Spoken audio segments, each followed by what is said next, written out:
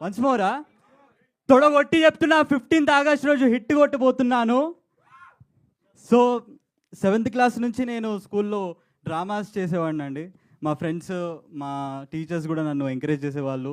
అరే బాగుంటావురా, చాలా బాగా చేసావు యాక్టింగ్, చూడడానికి కూడా చాలా స్మార్ట్ ఉంటావు, ఆ, మంచి అంటే హీరో ఉన్న మెటీరియల్ నువ్వు. సో నేను ఆఫ్టర్ 10th నేను I guess I might be repeating my self that నేను 5-6 ఇయర్స్ నుంచి పాస్ట్ 5-6 ఇయర్స్ నుంచి నేను ఆడిషన్స్ ఇస్తూ వచ్చా. సో ఇది like starting of my stage. కృష్ణానగర్లో ఆడిషన్స్ జరుగుతున్నాయి ఫర్ ద మెయిన్ లీడ్. వాళ్ళు కాస్టింగ్ కాల్ అయితే 9:30 అని చెప్పారు టైమ్. బట్ నేను అంటే నా ప్లాన్ ఏంటంటే నేను 8:30కి వెళ్ళిపోతా, అందరికంటే ముందు వెళ్ళి ఆడిషన్ ఇచ్చి సెలెక్ట్ అయిపోదామని నా ప్లాన్. ఫుల్ కాన్ఫిడెన్స్తో వెళ్ళా. అక్కడ వెళ్ళేసరికి నాలాంటి కాన్ఫిడెన్స్ ఉన్న వాళ్ళు ఒక 100 మంది ఉన్నారు. సరే ఇంకా ఆడిషన్ డీటెయిల్స్ ఇచ్చి వెళ్ళి ఆ లైన్లో చేరాను. 9:30కి స్టార్ట్ అయింది ఆడిషన్. నా టైం అంటే నా నంబర్ వచ్చేసరికి 3:34 అయిపోయింది.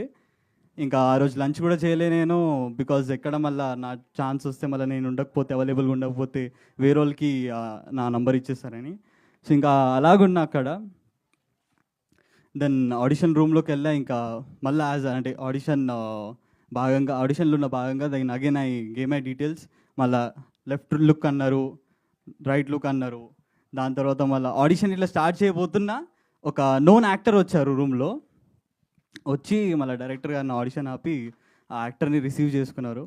రిసీవ్ చేశాక మళ్ళీ డైరెక్టర్ గారు అడిగారు ఆ యాక్టర్కి టీ కాఫీ ఏమైనా తాగుతారా అని. సో ఆ యాక్టర్ ఏమో కాఫీ తెప్పొచ్చిండు అన్నాడు. సో డైరెక్టర్ గారు నన్ను చూసి ఇట్లా కళ్ళతోని సైకిల్ చేశారు, అరే వెళ్ళి కాఫీ తీసుకురా.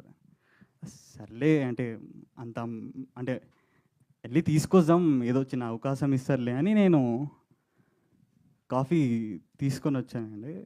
సర్వ్ చేశా. దాని తర్వాత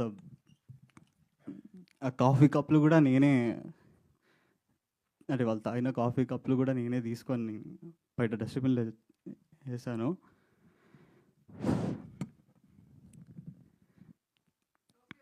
అంటే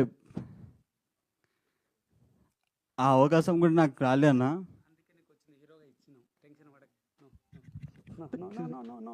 థ్యాంక్ యూ సో మచ్.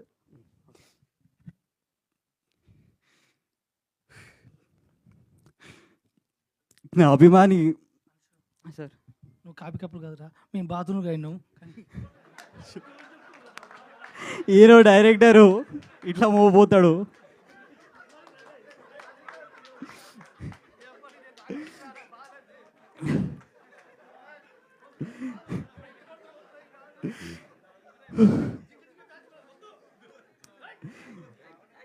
నా అభిమాని హీరో, నా దేవుడు చిరంజీవి గారిని గుర్తుపెట్టుకొని నా గుండెలు పెట్టుకొని ఇలాంటి బాధలు ఎన్నో భరించానండి. చిరంజీవి గారికి కూడా ఎన్నో బాధలు వచ్చాయి, అడ్డొచ్చాయి. అప్పుడు వాళ్ళు మెగాస్టార్ అయ్యారు. అని అందరికి ఒకటే చెప్తున్నా, చిరంజీవి గారిలాగా కలమ్మ తల్లికి నేను కిరీటాన్ని కావాలని అనుకోవట్లేదు. కలమ్మ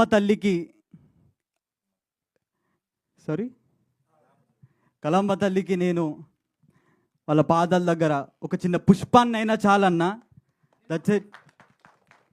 అవునా సే. అండ్ నా జర్నీ ఇప్పుడే స్టార్ట్ అయింది అన్న. ఇంకా నా లైఫ్ బుక్లో ఫస్ట్ పేజ్ సురేష్ బాబు గారి పేరుతో ఒక పెద్ద హెడ్లైన్స్తో మొదలైంది. ఆ రోజు బాబు గారు వస్తే నిజంగానే అయ్యప్ప స్వామి గారి రూపంలో వచ్చి నన్ను బ్లెస్ చేసినట్టు అనిపించింది. Sir, thank you so much sir for everything sir, for trusting us, for trusting me, for trusting our హుషార్ పిట్టల్ team. So thank you so much అందరికీ. ఇంకా నన్ను నమ్మి మా డైరెక్టర్ గారు, ప్రొడ్యూసర్ గారు ఒక అద్భుతమైన పాత్ర ఇచ్చారు. దాంట్లో నేను ప్రాణం పోసానో లేదో మీరందరూ, ఇంకా నా వర్చువల్ వ్యూవర్స్ 15th ఆగస్ట్ రోజు సినిమా చూసి మీరు అది నేను ప్రాణం పోసానో లేదో చెప్పండి. అండ్ అలాగే మా చిరంజన్ అన్న మ్యూజిషియన్స్, లిరిసిస్ట్.